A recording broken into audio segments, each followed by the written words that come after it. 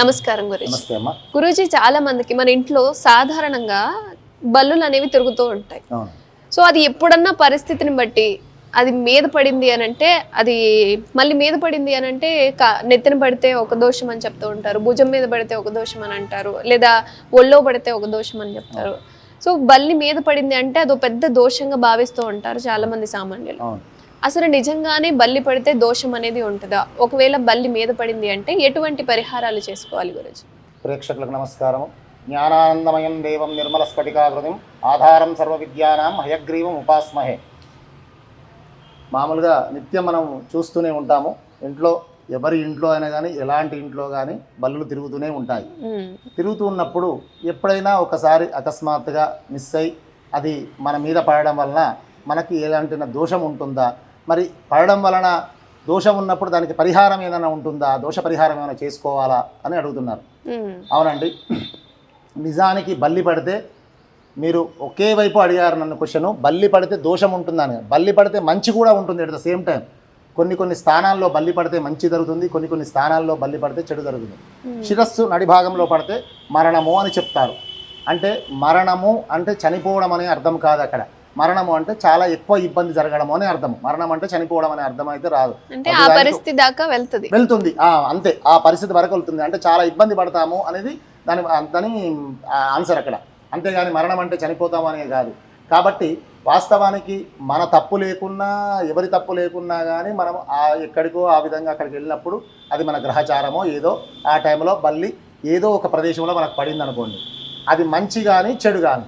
వాస్తవానికి బల్లి అనేది విష పదార్థం. నిజానికి సైంటిఫిక్గా చెప్పాలంటే దాంట్లో విష పదార్థం ఉంటుంది. కాబట్టి వెంటనే ఏం చేయమన్నారు మన పెద్దలు, దానికి సంబంధించి వెంటనే బల్లి పడగానే మనము తల మీద నుంచి స్నానం చేసి, తల మీద నుంచి చక్కగా స్నానం చేసి, మన ఇష్టదైవం, మీకు ఏ దేవుడు ఇష్టమైతే ఆ దేవుడు ఇష్టదైవం, లేకుంటే చక్కగా మీరు ఇంకా మంచి ప్రతిఫలం పొందాలి అని అంటే ఆంజనేయ స్వామి దగ్గర మనము నూనె, నెయ్యి, ఆముదము ఈ మూడు కలిపిన నూనెని తీసుకొని ఒక చిప్పలో తీసుకొని ఒక కాస్త ఉప్పు తీసుకొని ఆ ప్లేట్లో ఉప్పు పెట్టేసి దాని మీద ఈ చిప్ప పెట్టి దాంట్లో నెయ్యి, నూనె, ఆముదము ఈ మూడు రకాల పదార్థాలను ఒకే దాంట్లో వేసి అప్పుడు అక్కడ ఆ స్వామి దగ్గర దీపం పెట్టి నమస్కారం చేసుకొని ప్రదక్షిణ చేస్తే ఈ దోషం పోతుందని శాస్త్రం.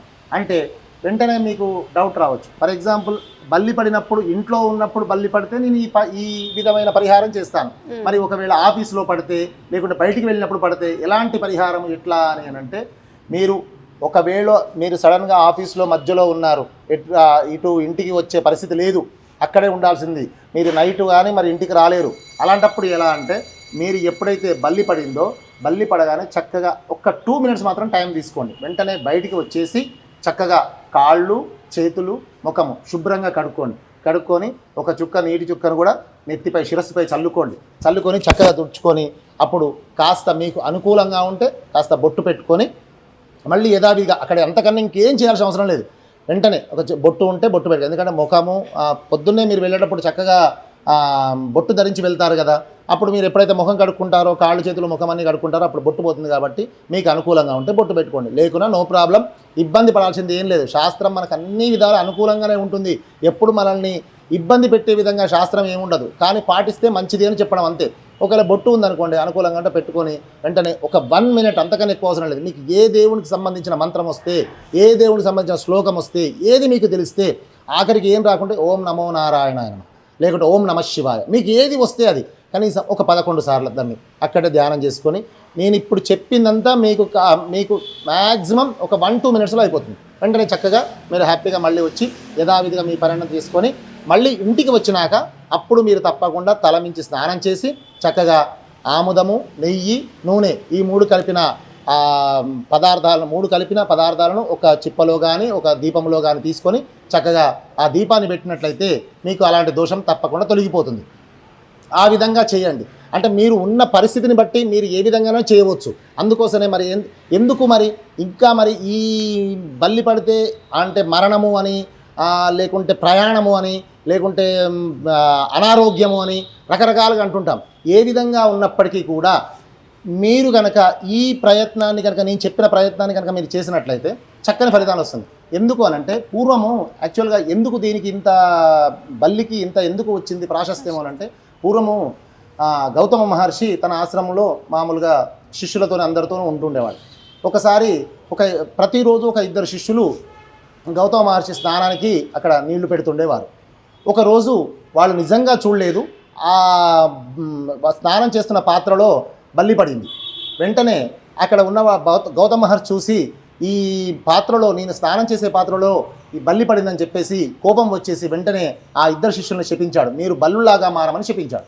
వెంటనే ఆ ఇద్దరు బల్లులాగా అయిపోయారు. వెంటనే ఆ ఇద్దరు కూడా ఏం చేశారు, ఒక ప్రదేశాన్ని ఏర్పరచుకున్నారు. ఎక్కడ, కంచిలో వరదరాజస్వామి దగ్గర అక్కడ వండుకుంటూ అక్కడనే ఆ జీవనాన్ని కొనసాగిస్తున్నారు. మరి వీరికి విమోచనం కలగలేదు, ఇంకా శాప విమోచనం కలగలేదు.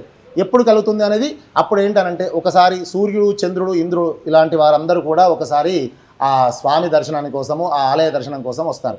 ఎప్పుడైతే వారందరూ వచ్చారో ఆ సూర్యుడి యొక్క, చంద్రుడి యొక్క దృష్టి ఎప్పుడైతే ఈ ఇద్దరు శిష్యుల మీద, బల్లుల రూపంలో ఉన్న ఇద్దరు శిష్యుల మీద పడిందో అప్పుడు వారిద్దరు కూడా ఆ దృష్టి వలన, ఆ ప్రకాశవంతమైన దృష్టి వలన, ఆ తేజస్సు వలన వారిద్దరు కూడా మళ్ళీ మానవ రూపంలోకి వచ్చేస్తారు.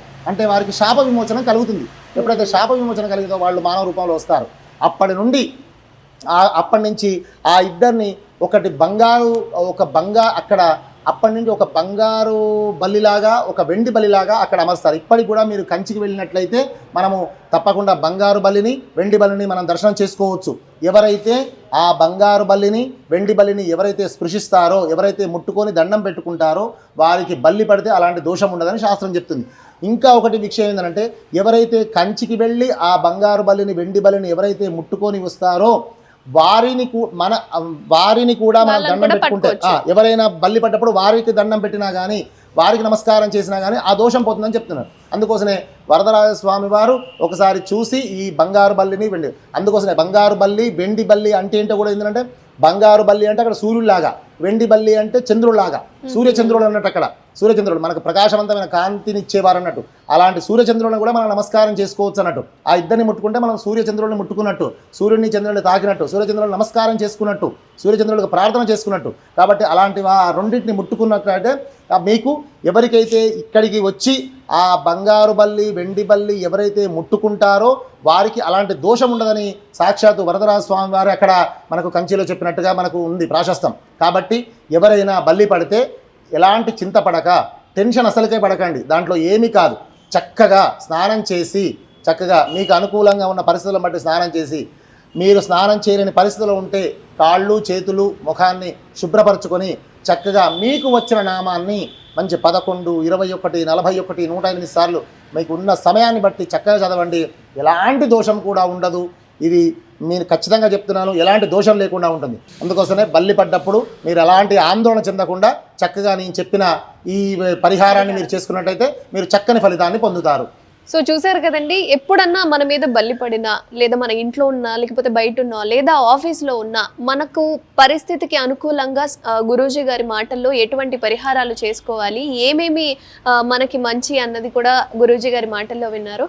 చాలా చక్కటి అంశాలను మాతో పంచుకున్నారు గురూజీ. ధన్యవాదాలు. జై శ్రీమన్నారాయణ.